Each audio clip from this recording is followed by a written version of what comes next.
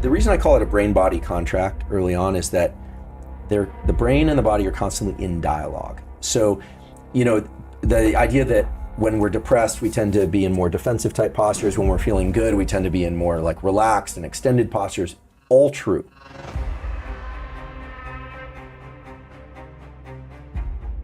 But it does not mean that just by occupying the extended posture that I'm going to completely shift the mind. Right. That's a first step. Think about like two interlocking gears. It's one gear that turns the other, but then they need to kind of dance together before you can get the whole system going. There is one way in which subjective thought and deliberate thought is very powerful over states of mind and body. To answer your question, can you think your way out of the ice bath being cold? So a couple things that are important. First of all, just to go a little deeper on what thoughts are. Thoughts happen spontaneously all the time. Mm-hmm. They're popping up like a poorly filtered internet connection, but thoughts can also be deliberately introduced.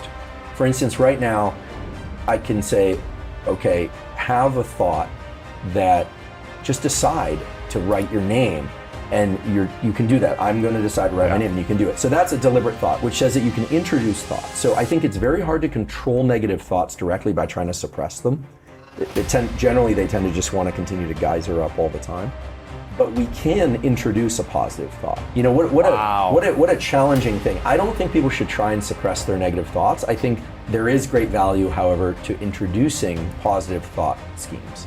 Now, the reason is not because I think it's just because I think so, but because there's actually a neurochemical basis for controlling stress and actually making stress more tolerable and extending one's ability to be in bouts of effort.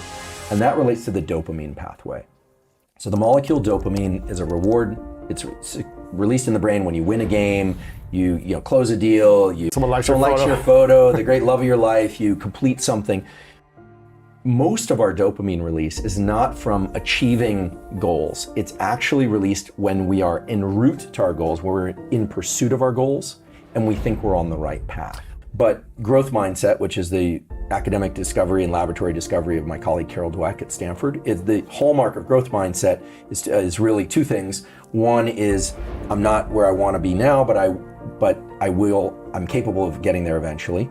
The other is to attach a sense of reward to the effort process itself. True high performers, people that are consistently good at what they do. They don't peak and go through the postpartum depression and crash and come back, and their life is a cycle of ups and downs, but really people who are on that upward trajectory consistently, those people attach dopamine to the effort process. And actually one of her original studies on the discovery of growth mindset was these kids that loved doing math problems that they knew they couldn't get right.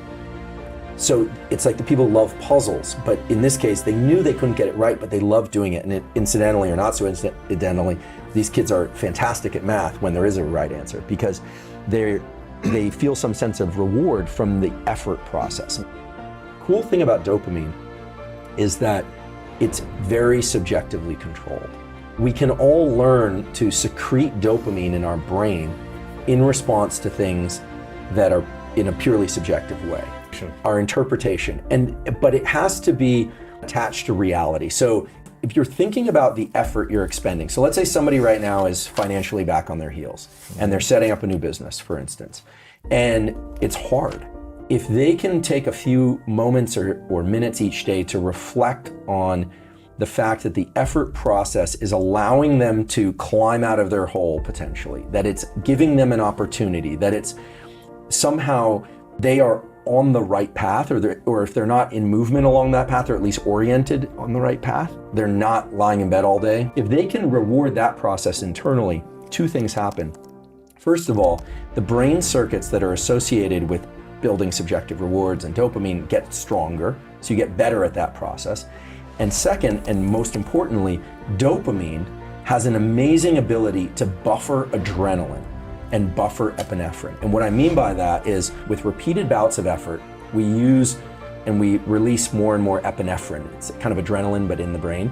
Every time you put in effort, so every time you make, for this, let's keep it, if I were to keep it in the business context, every time you write that email, every time you, let's say it's a person who's a craftsman or a craftswoman, every time you're working in the shop and doing that, every bit of effort, you're taking a little bit of money out of this epinephrine account. You're spending epinephrine. At some point, those levels of epinephrine get high enough that you feel like quitting. It feels exhausting. And this was done in a beautiful study, actually, where they control the visual environments and they have the subjects exert effort, and they can control the visual environment. So sometimes the effort of taking steps and moving forward, this is actually kind of pushing forward and kind of swimming motion, would give them the sensation that they were actually making progress. And other times it was an exercise in futility where they would just keep the visual world stationary and they would expend effort and they didn't think they were going anywhere. My gosh. Epinephrine's climbing, and eventually they quit.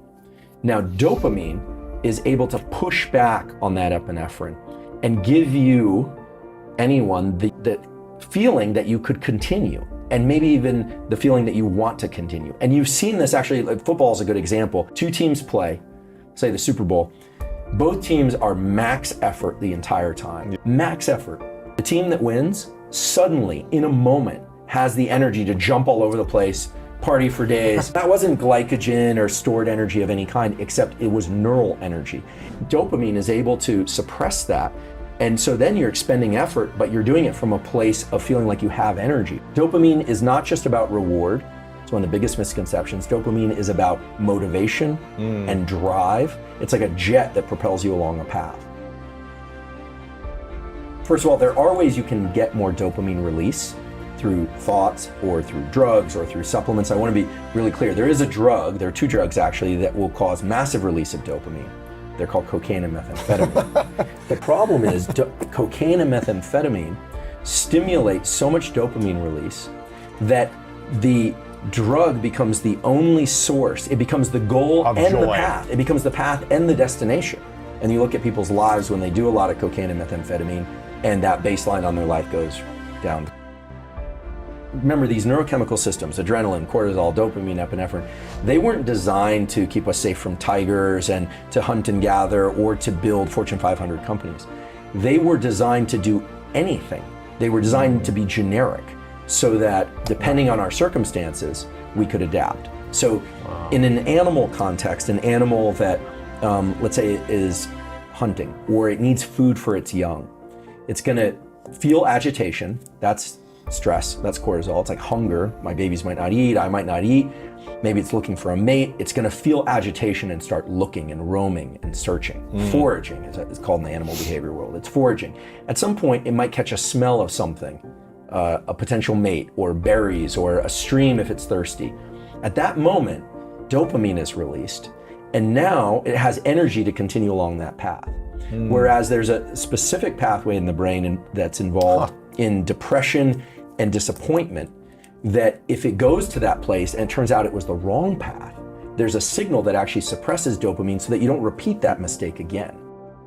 Dopamine is one of the strongest triggers of neuroplasticity because it says those actions led to success previously.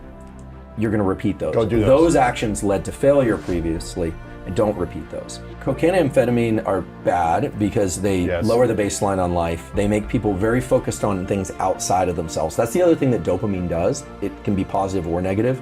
But when we have dopamine in our system, we tend to be outward facing and in pursuit of things in our environment. You can look at somebody on cocaine and realize that that's the extreme version of that. Adrenaline and epinephrine are about effort. Just effort, with no subjective label on them, good or bad. Effort, whether or not it's stress or you're pursuing something you want to do, it's exerting effort. Dopamine is about reward, but more so about motivation and pursuit of rewards.